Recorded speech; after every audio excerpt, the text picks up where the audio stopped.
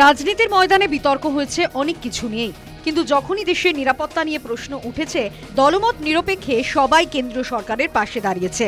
এবার কি সেই প্রথাও পাল্টে যাচ্ছে? একের পর এক অনুপ্রবেশ নিয়ে বিরোধীদের প্রশ্নের মুখে রাজ্যের শাসক দল। বিদেশি নাগরিকদের শংসাপত্র কি করে দিচ্ছে তৃণমূল পরিচালিত পঞ্চায়েত পুরসভা, প্রশ্ন তুলছেন সাধারণ মানুষও।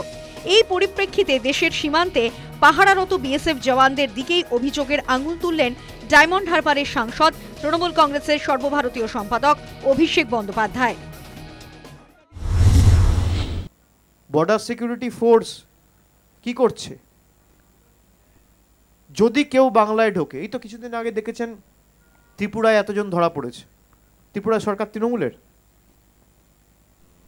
তো ডবল ইঞ্জিন সরকার। তো আসামে এতজন ধরা পড়েছে, আসামের মুখ্যমন্ত্রী কি তৃণমূল করে? বাংলার পুলিশ যদি সহযোগিতা না করত, কোনো জঙ্গি ধরা পড়তো না। এই জঙ্গিদের ঢুকিয়েছিল বর্ডার সিকিউরিটি ফোর্স বাংলাকে অশান্ত করার জন্য।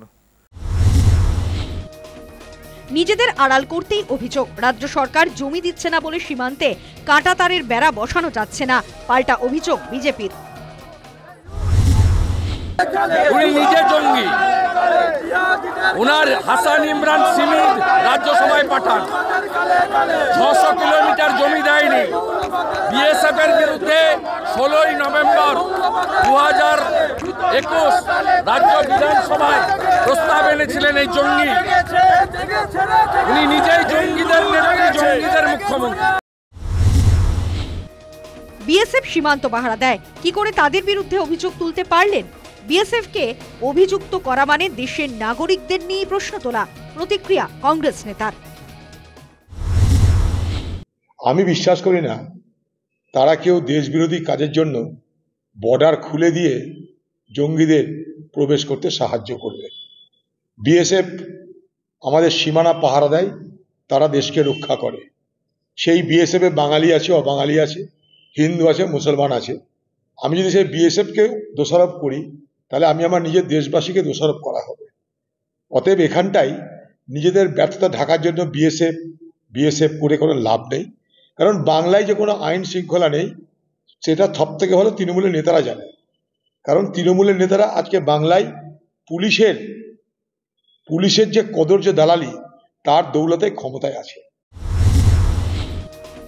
প্রতি মাসে রাজ্য এবং কেন্দ্রীয় নিরাপত্তা সংস্থার মধ্যে বৈঠক হওয়ার কথা। অভিযোগ তো তাহলে রাজ্যের বিরুদ্ধেও। পাল্টা আক্রমণ সিপিএম এর রাজ্য সম্পাদকের।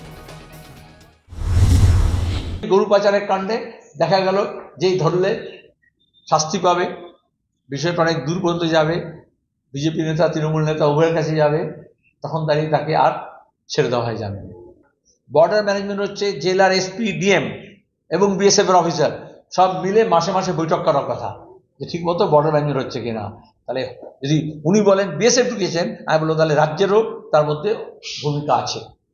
কারণ বর্ডার ম্যানেজমেন্টে রাজ্য এবং কেন্দ্র সরকারের প্রতিনিধিরা মিলে চালায়। এর আগে গরু পাচার নিয়ে উত্তপ্ত হয়েছিল রাজ্য রাজনীতি।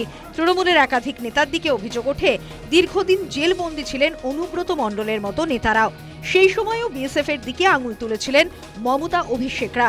তবে এবার বিএসএফ জওয়ানদের দিকে সরাসরি আঙুল তুলে গোটা ঘটনায় অন্য মাত্রা দিল শাসক দল। এরকমই মত রাজনৈতিক মহলে। News time.